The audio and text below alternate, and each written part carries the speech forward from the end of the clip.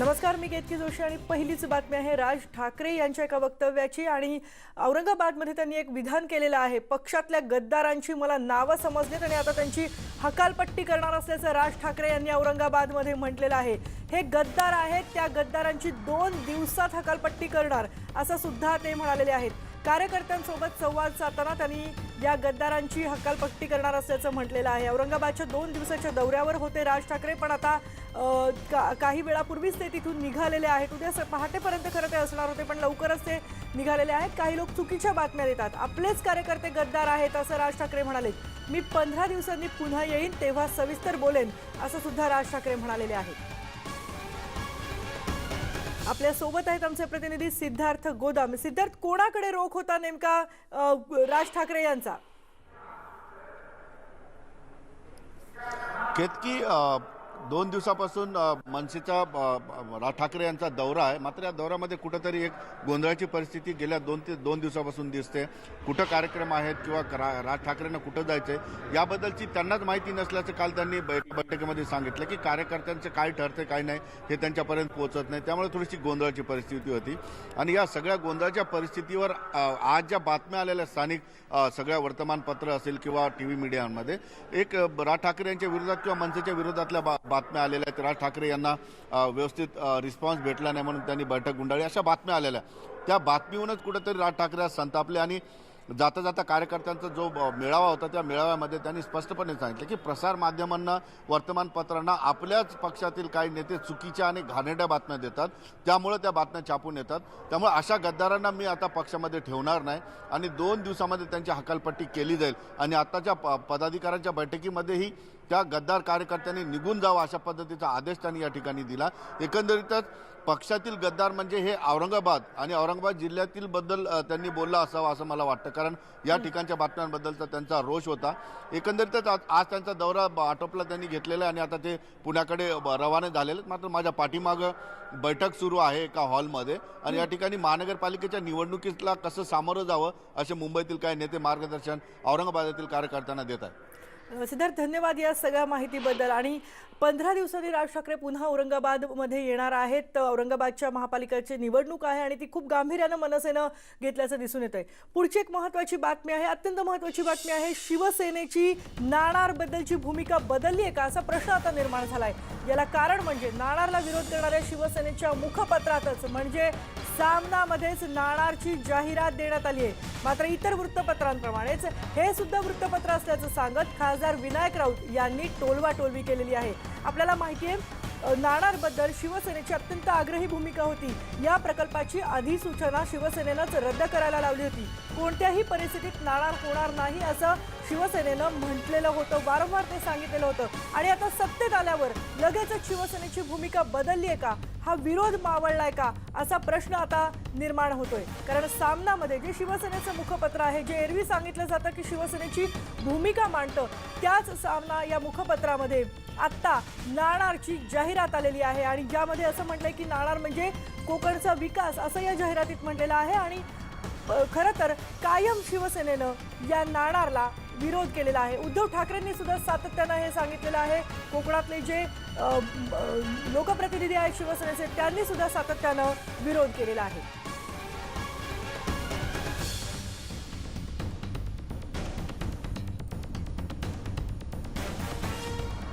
मुखपत्र जरी असलं तर ते वर्तमानपत्र आहे आणि वर्तमानपत्रामध्ये इतर जशा जाहिराती आलेल्या येतात तसे ते आले असतील, परंतु एक नक्की की स्वतः रिफायनरी जे काही कंपनी ज्या जाहिराती देत असेल हे स्वतःच्या त्यांच्या मनातले ते मांडे खात असतील। महाराष्ट्र सरकारने हा प्रकल्प कधीच गुंडाळलेला आहे। जोपर्यंत तिथले स्थानिक जनता ह्या प्रकल्पाच्या करता उभी राहत नाही किंवा मागणी करत नाही तोपर्यंत महाराष्ट्र सरकार किंवा मुख्यमंत्री माननीय उद्धवजी ठाकरे या प्रकल्पाच्या बाबत कोणताही विचार करणार नाही, हे तेवढंच सत्य आहे। आणि आपण याचबद्दल बोलणार आहोत। आमचे प्रतिनिधी दिनेश केळुसकर आपल्या सोबत आहेत। दिनेश, शिवसेनेनंच अधिसूचना रद्द करायला लावली होती, वारंवार विरोध केला होता। आता सत्तेत आल्यावर शिवसेनेची भूमिका बदलली आहे का? कारण विनायक राऊत यांच्या म्हणण्यावरून सुद्धा आपल्याला जाणवतंय की काहीतरी नक्की गोंधळलेलं आहे, म्हणजे शिवसेनेचा विरोध नाणारबद्दलचा मावळलाय। केतकी, या सगळ्या सामनातल्या जाहिरातीवरून कोकणात खूप वेगवेगळ्या प्रकारच्या प्रतिक्रिया आहेत. काही संतप्त प्रतिक्रिया आहेत, काही रिफायनरीच्या बाजूने प्रतिक्रिया आहेत. हा तोच सामना आहे जो आजचा सामना आहे. या सामनाच्या पहिल्याच पानावर इथे ही जाहिरात आपल्याला दिसते आहे. RRPCL या कंपनीची, म्हणजे RRPCL Ratnagiri refinery private company जी आहे, जी ही रिफायनरी मार्गी लावण्यासाठी स्थापन करण्यात आलेली आहे. प्रकल्पाची अधिसूचना रद्द झाली आहे का? तर हो, प्रकल्पाची अधिसूचना रद्द झाली. तसं तत्कालीन मुख्यमंत्री देवेंद्र फडणवीस यांनी जाहीर केलेलं होतं. त्यामुळे हा प्रकल्प पुन्हा एकदा जर व्हायचा असेल तर अधिसूचना काढावी लागणार होती. ही अधिसूचना कुठे काढली आहे? तर ही अधिसूचना काही महिन्यांपूर्वी, म्हणजे गेल्या वर्षीच तत्कालीन मुख्यमंत्री देवेंद्र फडणवीस यांनी सिडकोच्या माध्यमातून रोहाच्या ठिकाणी, म्हणजे रोहा भागामध्ये हा प्रकल्प होणार आहे याची चाचपणी केली आणि त्याची अधिसूचना काढली. काही महिन्यांपूर्वी सिडकोच्या तिथल्या त्या रायगडमधल्या लोकांनी, रोहामधल्या लोकांनी हा प्रकल्प आपल्याला हवा आहे अशा प्रकारची आंदोलनं केली होती. आत्ता या बाबतीत, म्हणजे रत्नागिरी रिफायनरीची जी जाहिरात आहे त्या बाबतीत आम्ही रिफायनरीच्या सूत्रांशी संपर्क साधला, कंपनीच्या सूत्रांशी संपर्क साधला. त्यांचं असं म्हणणं आहे की त्यांच्याकडे आत्ता जागा नाही आहे. त्यांचं काम एवढंच आहे की त्यांची कंपनी हा प्रकल्प मार्गी लावण्यासाठी कार्यरत राहणार आहे. पण दुसरा याच्यातला विरोधाभास असा आहे की जर खासदार विनायक राऊत असं सांगत असतील की महाराष्ट्र सरकारने हा प्रकल्प गुंडाळलाय, तर या कंपनीच्या जाहिरातीमध्ये स्पष्टपणे म्हटलेलं आहे की संपूर्ण कोकणवासियांचं भविष्य उज्ज्वल आणि किमान 20,000 किंवा कोकणातल्या अधिक लोकांना त्या थेट रोजगार मिळणार आहे. त्यामुळे हा प्रकल्प कोकणातून हटवण्याचं संकेत रिफायनरी कंपनीने RRPCLने दिलेले नाहीत. तो आता नाणारमध्ये होणार आहे की तो रोह्याच्या भागात होणार आहे याच्याबाबतची स्पष्टता अजून नाही आहे. आणि त्यामुळे हा प्रकल्प जरी कोकणवासियांच्या दृष्टीने नको असला, आता रोह्यामधले तटकरे, सुनील तटकरे जे आहेत ते या प्रकल्पासाठी आग्रही असल्याचं समजतं. आता सरकार 3 पक्षांचं आहे, महाविकास आघाडीचं आहे, राष्ट्रवादी सुद्धा सोबत आहे शिवसेनेच्या. त्यामुळे जर राष्ट्रवादीला हा प्रकल्प रोह्यामध्ये हवा असेल तर शिवसेना त्याला विरोध करणार का, हा खरा प्रश्न आहे. आणि ज्या शिवसेनेला संपूर्ण कोकणातून जवळपास या सगळ्या याच्यामध्ये दिनेश, मी तुला थांबवतेय कारण आपल्या सोबत आहेत भाजपचे माजी जिल्हाध्यक्ष आणि रिफायनरी प्रकल्प समर्थक प्रमोद जठार. प्रमोदजी, तुम्ही ऐकली असेल ही बातमी, कारण कोकणात याची चर्चा सुरू आहे. सत्तेत येताच ही भूमिका मवाळ झालेली आहे शिवसेनेची का ही त्यांची बळजबरी आहे, त्यांना हे करावंच लागणार होतं? नाही, माझं तर म्हणणं आहे देर आहे दुरुस्त आहे. बेरोजगारीचा जो प्रश्न आहे तो शेवटी त्यांच्यापर्यंत पोहोचला आणि उशिरा का होईना ते करत असतील तर आमच्या त्यांना शुभेच्छा आहेत. आमचे प्रतिनिधी दिनेश केळुसकर आपल्या सोबत आहेत, ते तुम्हाला काही प्रश्न विचारतील. दिनेश, बोला दिनेशजी. दिनेश, हॅलो. पासूनच समर्थन करत आलेलं आहात. हो प्रमोद जठार, तुम्हाला माझा आवाज ऐकू येतोय? हो, येतोय, बोला बोला. हां, प्रमोदजी, तुम्ही या प्रकल्पाचं सुरुवातीपासून समर्थन करत आलेला आहात कोकणच्या विकासासाठी. आणि आजही तिथे तुमचा असा दावा आहे की नाणार आणि या सगळ्या परिसरामध्ये या प्रकल्पासाठी लागणाऱ्या भूसंपादनामध्ये कोणतीही अडचण येणार नाही, जरी विरोध असला तरी, असा तुमचा दावाही आहे. त्या दृष्टीने पुन्हा एकदा ही जाहिरात तुम्ही कशी पाहता आणि हा प्रकल्प मार्गी लागण्यासाठी काही अनुकूल संकेत तुम्हाला मिळतात का? कारण तुमचे केंद्र सरकारच्या नेत्यांशी पण चांगले संबंध आहेत. नाही, जर शिवसेनेला अशी सुबुद्धी सुचत असेल आणि नाणार प्रकल्प होणार असेल आणि माननीय मुख्यमंत्री उद्धवजी ठाकरे त्याला मंजुरी देणार असतील, सोबत येणार असतील, तर खरोखर आमच्या त्यांना शुभेच्छा आहेत. आणि मी खरोखर त्यांचं अभिनंदन करतो की उशिरा का होईना परंतु बेरोजगाराच्या प्रश्नावरती कुठलंही राजकारण न करता, अजूनही कुठलंही राजकारण न करता बेरोजगारांच्या प्रश्नावरती, त्या खरं म्हणजे रोजगार हाच कळीचा मुद्दा आहे. अख्खा देश, अख्खं जग मंदीच्या विळख्यात आहे. त्यामुळे सरकारचे पैसे जोपर्यंत इकॉनॉमीमध्ये येत नाहीत तोपर्यंत मंदी हटत नाही. त्यामुळे जर माननीय उद्धवजींनी असा विचार केला असेल तर मी खरोखरच त्यांचं अभिनंदन करतो.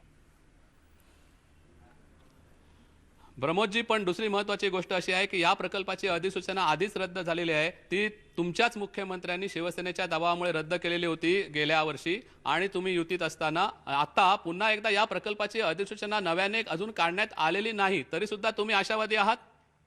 ते काढत असतील तर आम्ही कुठल्याही प्रकारचं राजकारण करणार नाही. आमच्या त्यांना शुभेच्छाच राहतील. आम्ही सर्वतोपरी मदत त्यांना करू. परंतु प्रकल्प व्हायला पाहिजे. राजकारणाच्या पलीकडे जाऊन बेरोजगारांचा विषय सुटला पाहिजे.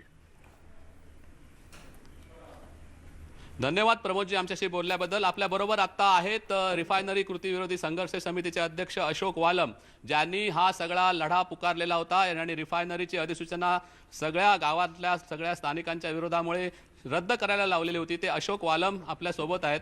अशोक वालम, तुम्ही ही सामनातली जाहिरात पाहिलेली असेल रत्नागिरी रिफायनरी ची, ज्या नाणार प्रकल्पासंबंधी अशी वाटते आहे, परंतु ही जाहिरात पाहिल्यानंतर शिवसेनेच्या मुखपत्रात ही जाहिरात छापून येते, ज्यांनी हा सुरुवातीला विरोध तुमच्या बरोबर केलेला होता. आता या जाहिरातीबद्दल तुमची पहिली प्रतिक्रिया काय आहे? नाही, जाहिरात वाचून आम्हाला पण आश्चर्याचा धक्काच बसला. कारण सन्माननीय मुख्यमंत्री आता जे उद्धवजी ठाकरे यांना मुख्यमंत्री झाल्याच्या नंतर जेव्हा आम्ही शुभेच्छा द्यायला गेलो त्यावेळेला आम्ही नाणार रिफायनरीच्या रद्द केल्याबद्दल सुद्धा आम्ही त्यांना पुष्पगुच्छ देऊन शुभेच्छा दिल्या आणि म्हणालो हा प्रकल्प तुम्ही रद्द केलेला आहे, पण काय पुन्हा उलटसुलट बातम्या येत आहेत त्याच्याबद्दल. तेव्हा ते म्हणाले की शक्यच नाही, कोकणात रिफायनरी आपण आणणारच नाही, कारण आपण हे मडा आणून जाळलेलं आहे, त्याची राख झालेली आहे, पुन्हा हा विषय आपण काढायचा नाही. आणि ही अशी स्टेटमेंट सन्माननीय मुख्यमंत्री उद्धवजी ठाकरेंची असताना आज त्यांच्याच मुखपत्रातून फ्रंट पेजवरती जी बातमी आली त्याचं आम्हाला पण आश्चर्य फार वाटतंय.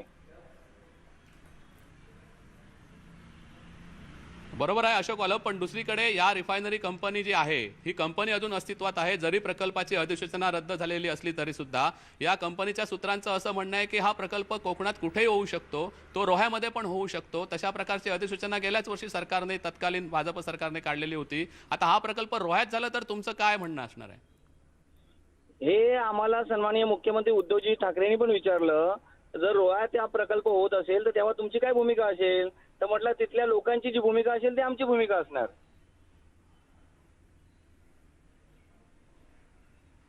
धन्यवाद अशोक वालम आमच्याशी बोलल्याबद्दल. केतके, आपण बघतोय की या प्रकल्पाची अधिसूचना खरं तर जी रद्द झालेली होती ती अजूनही नव्याने काढलेली नाही आणि जोपर्यंत नव्याने अधिसूचना काढत नाही तोपर्यंत या प्रकल्पाबाबत सरकार खरोखरच सकारात्मक विचार करतंय का हा प्रश्न अनुत्तरित राहणार आहे. तरी पण कंपनी कार्यरत आहे आणि ती सुद्धा कोकणातल्या रिफायनरीसाठी, हा विषय आपण समजून घेतला पाहिजे. त्यामुळे महाराष्ट्रातून हा प्रकल्प अजूनही हद्दपार झालेला नाही हे यातून अधोरेखित होत आहे. अगदी धन्यवाद दिनेश या सविस्तर सगळ्या माहितीबद्दल. आणि या बातमीचे आपण नंतर सुद्धा अपडेट्स घेतच राहणार आहोत, पण सध्या वेळ झाली एका ब्रेकची. पहा फक्त न्यूज 18 लोकमत.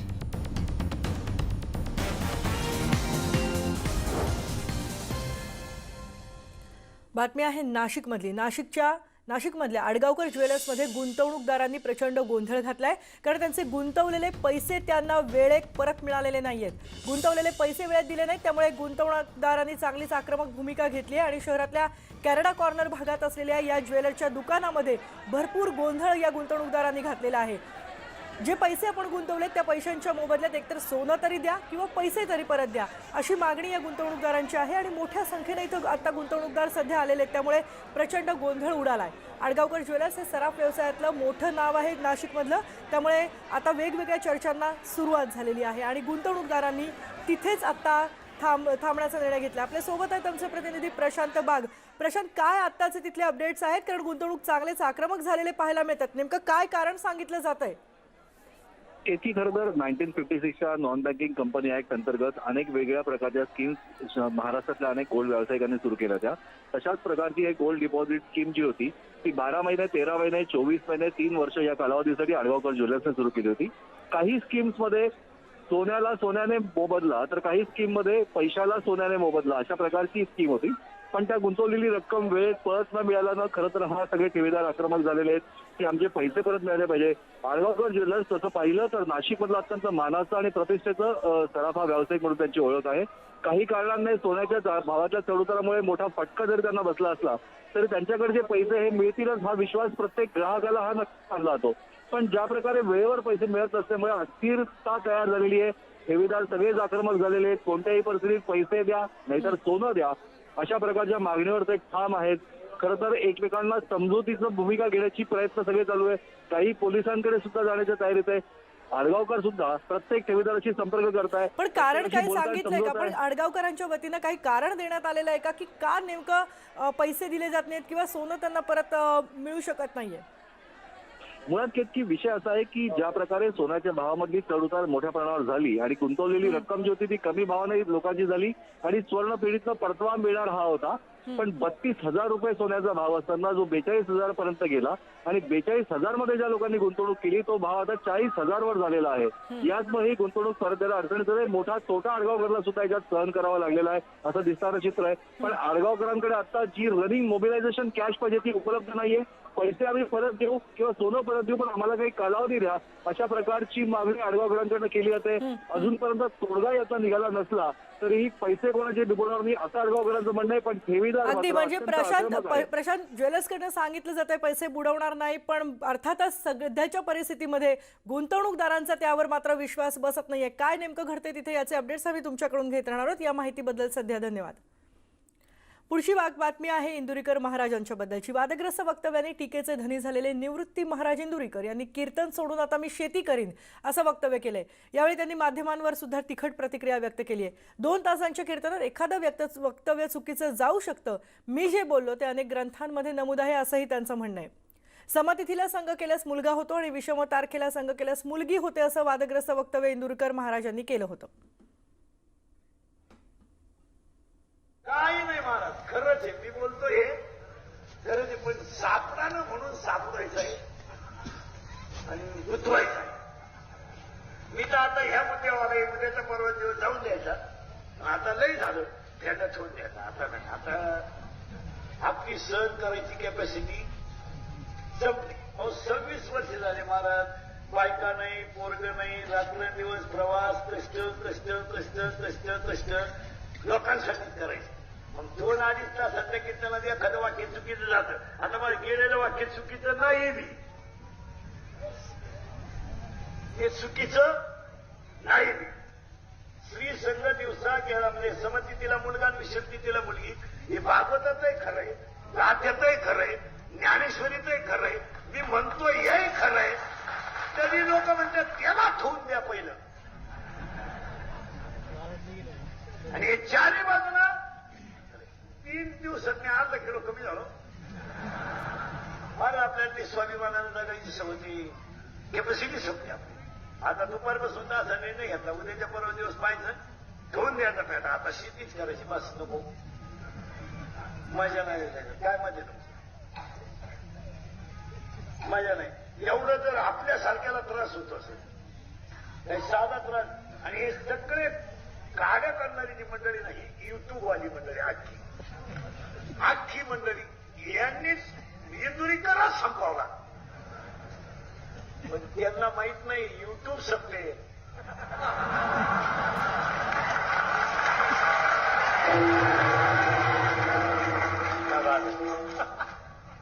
कारण काय झालं मला आता युट्यूबवाल्यांना काय झालं, पैसा मिळाला इंदुरीकरच्या नावावर मोका. मी काय अजून ह्या युट्यूबचा रुपया घेतला नाही. इकडून पुन्हा एकदा उद्विग्न होऊन इंदुरीकर महाराजांनी हे वक्तव्य केलेलं आहे की मी आता शेतीच करणार आहे. हे कीर्तन वगैरे सगळं बास झालं. यानंतर पुन्हा एक ब्रेक घेतोय. ब्रेकनंतर इतर घडामोडी पाहूया.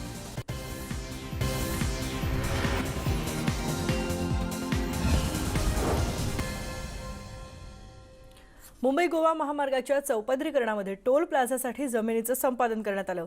ज्यांची जमीन संपादित करण्यात आली त्यांना कुठलीही नोटीस दिली गेली नाही, तसंच मोबदला सुद्धा देण्यात आला नाही. परिणामी जोपर्यंत मोबदला मिळत नाही तोपर्यंत कोणत्याही परिस्थितीत सरकारला टोल नाका सुरू करू देणार नाही असा इशारा ओसरगावच्या ग्रामस्थांनी दिलाय. आधी तुमची ही आता ही जी टोलची बिल्डिंग असा ही तुमची जमीन असा, तुमका काय सांगल्यानी दिल्यानी नोटीस पैसे? आमका न सांगता काम चालू केल्यानी. माका माहिती नाही, माझा घर तिकडे लांब आहे, मी तिथे असते, पोरगे मुंबईत असतं. तर माका मागे कोणी सांगल्यानी तेव्हा ह्यांनी काम आधीच चालू केलं न सांगता काम चालू केलं. तुमका कळलं माहित असा तुमची किती जमीन जाता काय? तुमका माहित असा किती जाता, पैसे किती पूर्ण सगळी जमीन आमची आहे. जाता, पण किती कळवल्याने तुमका अधिकृत? नाही मग आम्ही जेव्हा काम या बंद करा ना तितक्या पुरत्या गाडीवर बाहेर काढत नाही. रात्रीचा काम करूक लागली. रात्रीचा काम करूक लागली. तुमका अजून पैसे नाही? नाही आमका कायच नाही. आणि आम्ही काय आता तरी पण सांगलंय निम्मी जमीन आमची सोडा. आमची जमीन एवढीच आहे, सगळी घेऊतो ना. तर सगळ्यावर हय मुखातले तिथेही काढले की त्यात आमका देवची नाही होईल असा केलं. काय झाला इकडे तुमच्या बागेत? काय या बागेत काय झाला? काय जमीन संपादित शेत जमीन गेलेली आहे त्याच्यात फक्त काय मापणी केली, अजून काय त्याचे किती गुंठे गेले काय ते त्याचं काय मला कळलं किती क्षेत्र आहे काय नाही काय काय किती मोबदला मिळणार आहे नाही काही दिलं नाही. काहीच कळालेलं नाही नाही काही नाही. तुमच्या बाबतीत आणि इकडे कोणाची जमीन गेलेली आहे, इथे कोण जमीन, हे जे काय जमीन, हे सगळे शेतकरी इथे आहेत, हे सगळ्या शेतकऱ्यांच्या जमिनी गेलेल्या आहेत, पण त्यांना माहितीच नाही की त्यांचं किती क्षेत्र गेलं आहे. हे सगळं अनधिकृत बांधकाम आहे टोल प्लाझाचं. तळेकर, तुम्ही आता काय करायचं ठरवलंय? तुमचे जर पैसे नाही, क्षेत्रही नाही, काय तुमचा आता पवित्र पुढचा पैसे आणि काय नाही मिळालं तर सगळे शेतकरी आम्ही एक होऊन हे बंद करून टाकणार. आम्ही टोल सुरू करू देणार? टोल सुरू कर देणार आणि बिल्डिंगना टाळं घालणार आता. बिल्डिंगना टाळं? हो टाळं कारण खूप वेळ झाले ना तुम्हाला जाऊन. खूप हो भरपूर वेळ झाला. रोज सांगतात 4 दिवसात पैसे देतो, 2 दिवसात देतो, काम बंद अजूनपर्यंत करायचं काय? कबूल नाही. अतिरेक करून हे बघतोय आपण की शेतकऱ्यांचा हायवेला विरोध नाही, शेतकऱ्यांनी स्वतःहून जमिनी घ्यायला सहकार्य केलंय, परंतु हे अजूनही या शेतकऱ्यांना त्यांचं क्षेत्र किती जात आहे, त्यांना पैसे किती मिळतात हे जर कळालेलं नसेल तर महसूल प्रशासनातले आणि सार्वजनिक बांधकाम जो उपविभाग आहे हायवेचा यांच्यातले अधिकाऱ्यांचीही मुजोरी तर आहेच, परंतु हा सगळा नेमका कशासाठी घाट घातला जातो, याच्यात काही त्यांचे आर्थिक हितसंबंध गुंतले आहेत का, असाही आरोप आता हे शेतकरी करतायत. आणि त्यामुळे या बाबतीतले जर मोबदला आणि क्षेत्राचा संपादनाचा मोबदला मिळाला नाही तर हा जो नवीन टोल नाका आहे जो सुरू व्हायच्या आधीच या टोल नाक्याला संपूर्णपणे शेतकऱ्यांचा विरोध होणार आहे. दिनेश केळुसकर, न्यूज 18 लोकमत, सिंधुदुर्ग. आणि यानंतर बघणार आहोत एक एकदम वेगळी बातमी. शिवडे आय लव्ह यू आणि दादा एक गुड न्यूज आहे या होर्डिंगवरच्या मजकुरांनी धमाल उडवून दिली होती. आता पुण्यात सध्या चर्चा आहे सविता भाभी तू तिथेच थांब या नव्या होर्डिंगची. दादा एक गुड न्यूज प्रमाणे हे नाटकाचं प्रमोशन आहे की शिवडे आय लव्ह यू प्रमाणे ही खरी खुरी प्रेमकथा आहे? पाहुयात नेमकं काय प्रकरण आहे.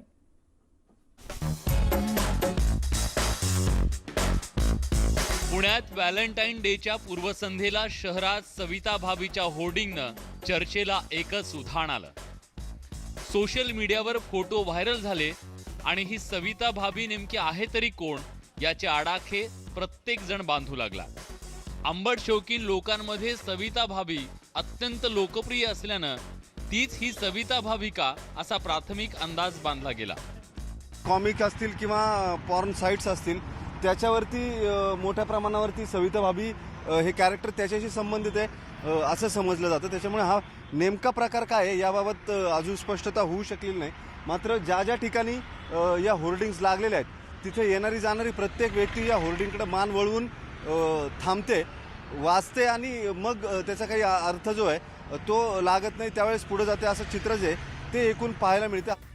13 फेब्रुवारीला होर्डिंग लागली आणि 14 फेब्रुवारीला म्हणजे प्रेमदिनी अश्लील उद्योग मित्र मंडळ या सिनेमाचा टीजर रिलीज झाला.